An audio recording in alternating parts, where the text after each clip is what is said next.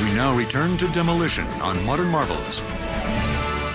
5, 4, 3, 2, 1. Not all demolition happens when a contractor presses a button or an operator pulls a lever on a machine. Sometimes Mother Nature decides it's time to bring a building down. Other times, it's a lawless act of hate-fueled destruction. When such disasters strike, the demolition industry goes to work. One of the things that people don't realize about the demolition industry is that we're usually one of the first responders to any kind of a disaster, man-made or natural. Hurricanes, earthquakes, tornadoes, large fires, or terror attacks. This can be very difficult work for anybody involved with that process, and the demolition industry aren't exempt from those feelings.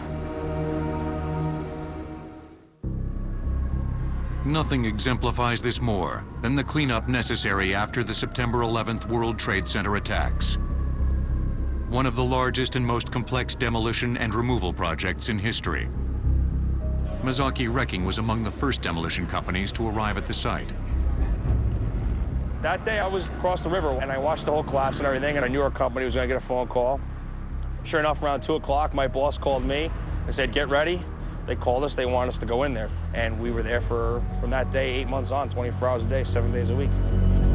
Mazzocchi Wrecking and other demolition crews arrived to find a dangerous and volatile environment, unlike any they had experienced before.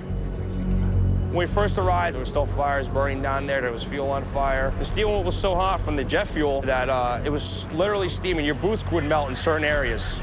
That's how hot it was. The steel was coming out red in certain areas from the first couple of weeks at least. The intense physical forces created by the building's collapse made cleanup a prodigious challenge. Each tower hit the ground at 125 miles per hour, producing a gravity load, or weight, of roughly 500,000 tons. This caused severe debris compression deep into the building's foundation. When you take a building that tall and it falls straight down, that steel becomes so compact and so tight, like packing a snowball. And the cleanup was very difficult in the beginning. Large amounts of steel, all meshed and twisted and bent together.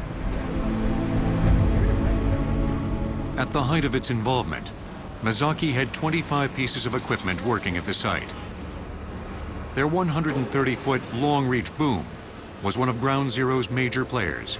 The machines were running 24 hours a day, 7 days a week. The only time they would get a break is in between shift change, which would be literally only a half hour to service the machines. Further complicating the cleanup were the constant reminders of the human scale of the tragedy.